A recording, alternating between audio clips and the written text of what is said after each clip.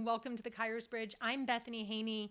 We are in a series called Parenting Through the Stages of Development. And last episode, we covered the middle and late childhood, which is between the ages of 6 and 11.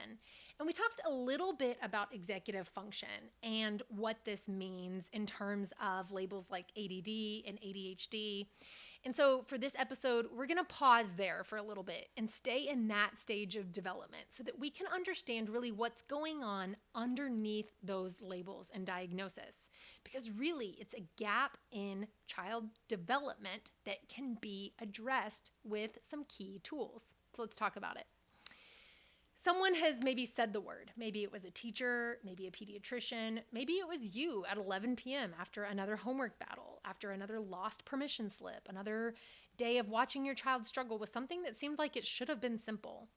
And now you're here, either because the word terrifies you or because you already have the diagnosis and you still don't quite understand what it actually means for your child. Here's what I want to do in this episode. I want to help you understand before you conclude, because there are two ways to get this wrong. The first is if the label is too quick, to put ADHD on behavior that actually has another explanation entirely. The second is to dismiss it too quickly, assuming that it's laziness or attitude when the brain is genuinely working differently. Both of those cost your child something. So today, before we label, we're just going to understand the layer underneath it. What is ADHD actually? And then what isn't it? What's sometimes mistaken for ADHD and what your child's brain needs with or without a diagnosis in order to grow and thrive. So ADHD, attention deficit hyperactivity disorder, is a neurodevelopmental condition. The word matters because neuro means it originates in the brain, and development means it's affecting how the brain grows and matures over time. It's not a behavior problem that better discipline will fix, and it's not a parenting failure.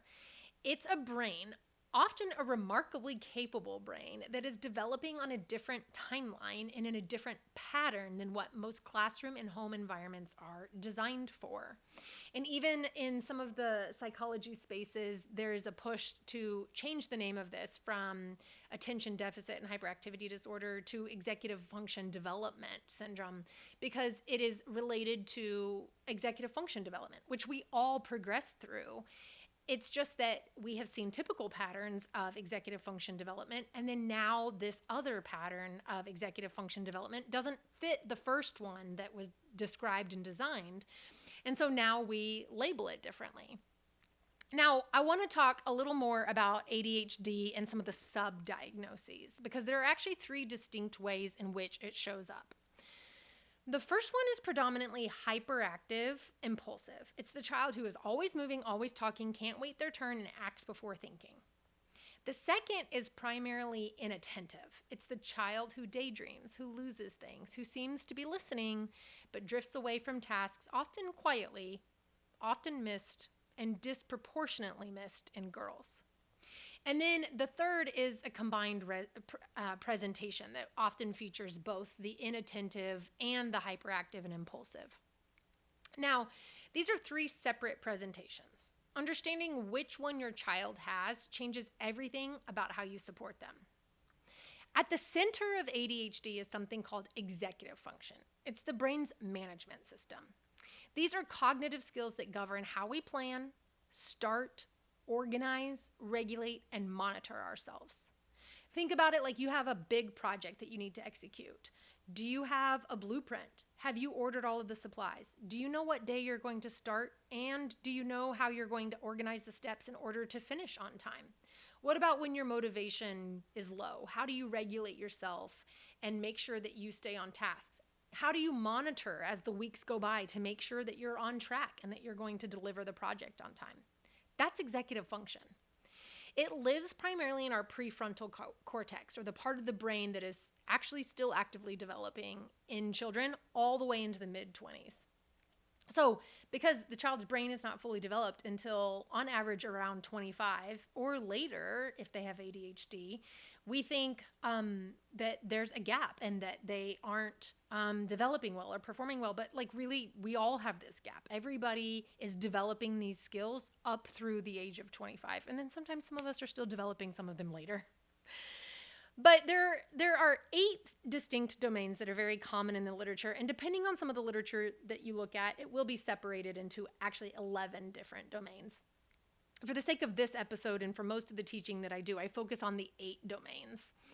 A gap that exists in any one of them can look like a behavior problem and often gets labeled that way, but it's usually not a behavior problem. It just looks like one.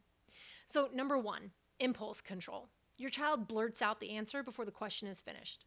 They're not trying to be rude, but because the thought arrived at their brain and the break wasn't there yet. That's impulse control. Emotional control. A small frustration, the wrong pencil, socks that are itchy, a missed point on a game. It produces a reaction that seems wildly out of proportion to everyone else in the room, except your child. They think that it seems completely proportional. That's emotional control.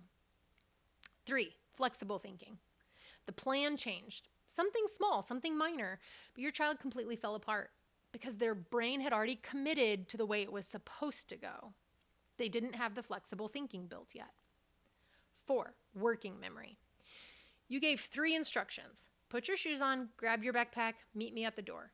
They got the shoes and then they stood there looking like the rest of the sentence never happened. And we're like, why aren't you listening to me?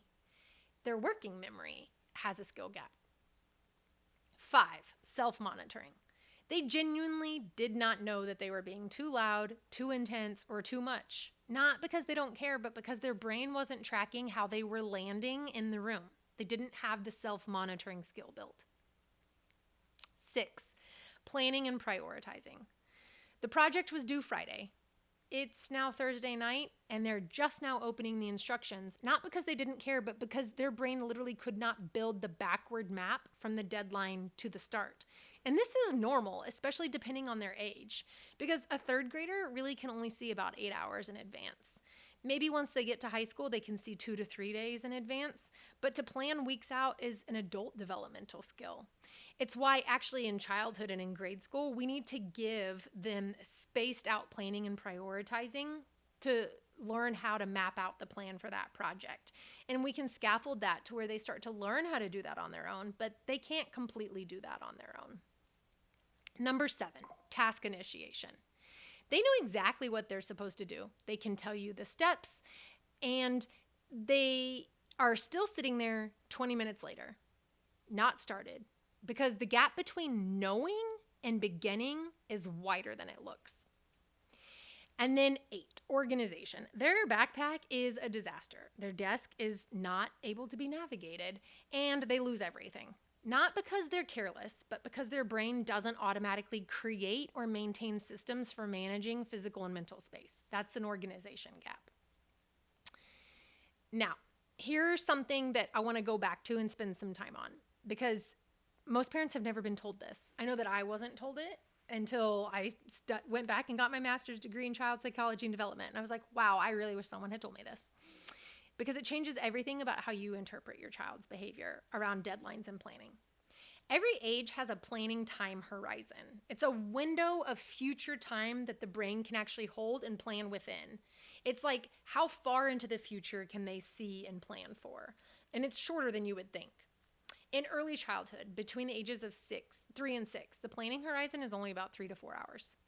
Middle childhood, when they're between the ages of 6 and 9, it's like 6 to 8 hours.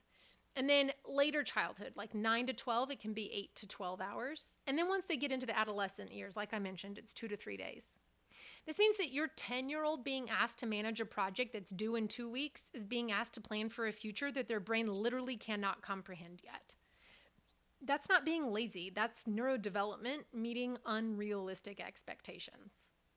Now, for a child with ADHD, that planning horizon is shortened by about 40%.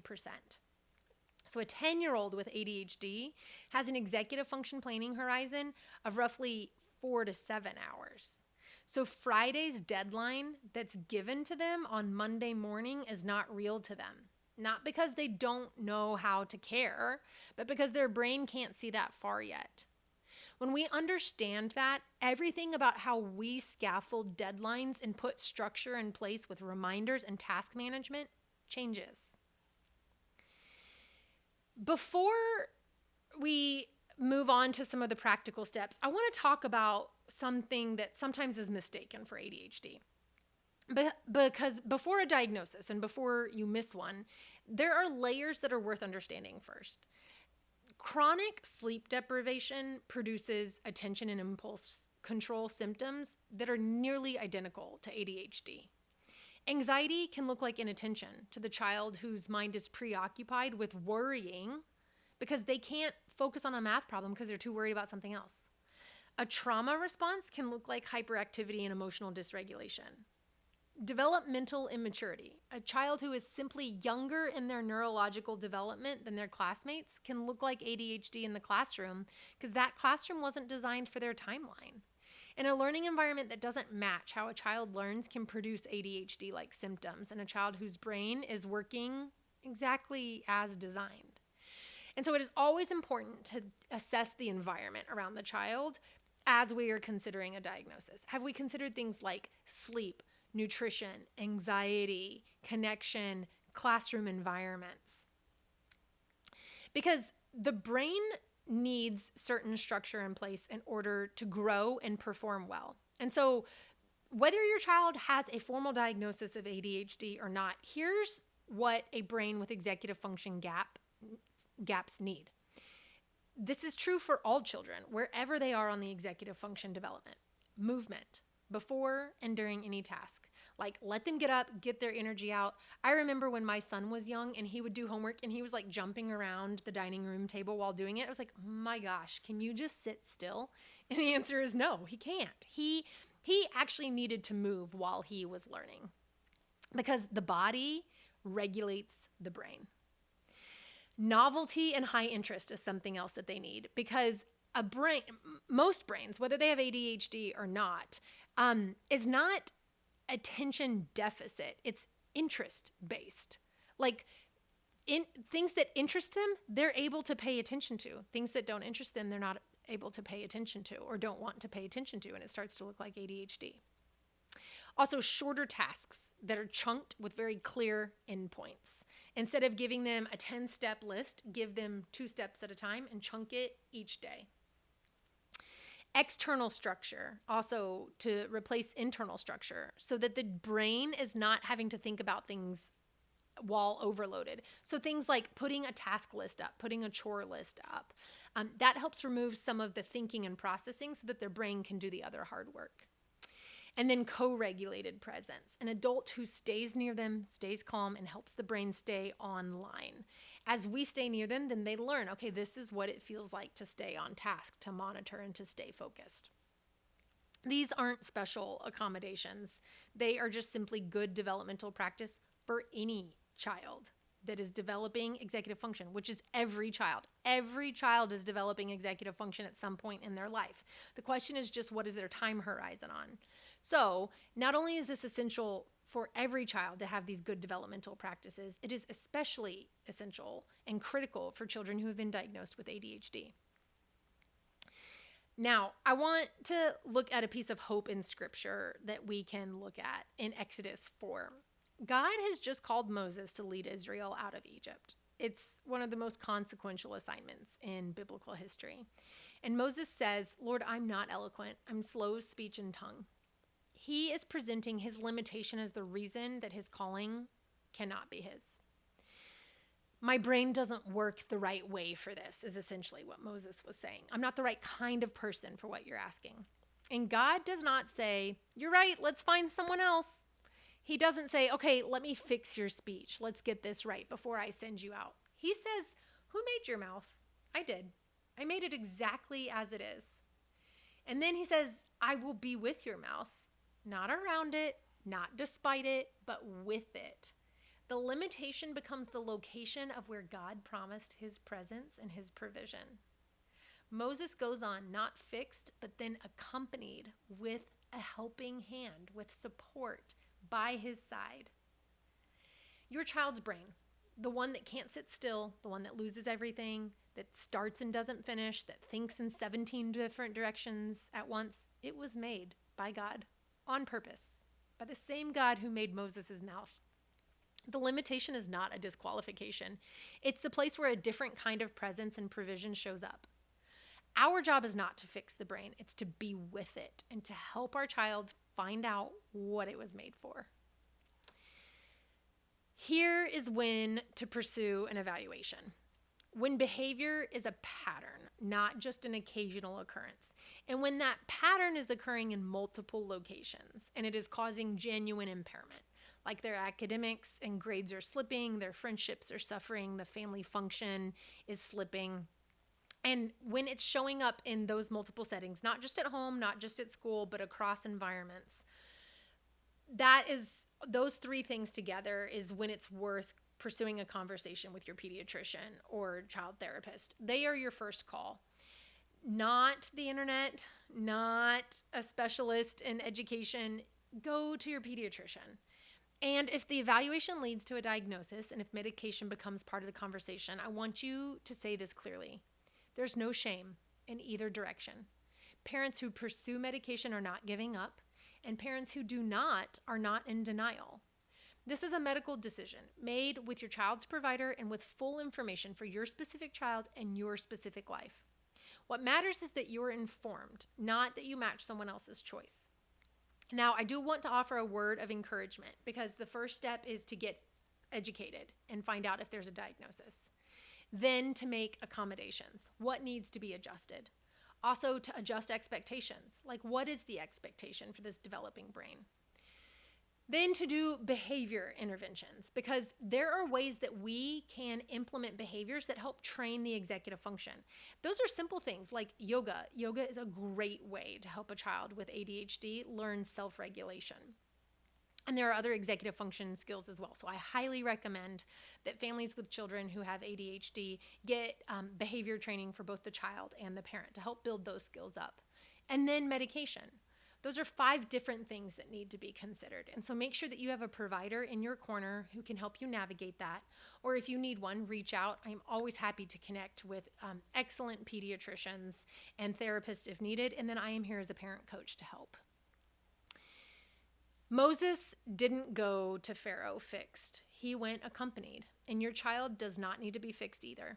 They need to be understood, supported, and accompanied by someone who knows what their brain is working with and who believes, before the child can believe it themselves, that what's in them was put there on purpose. You can be that person. You already are that person because you are here. In the next episode, we're going to move into early adolescence, and everything starts to feel a little more complicated, but it's just simply because the brain is now rewiring. Everything that we covered in the previous episodes is now turned on its head. Peer groups become everything. The child who struggled in middle childhood now has to navigate all of that with a developing identity and a changing body, and parents that they're simultaneously pushing away and desperately needing to connect with. That's next. If today helped you understand your child differently, please share this episode.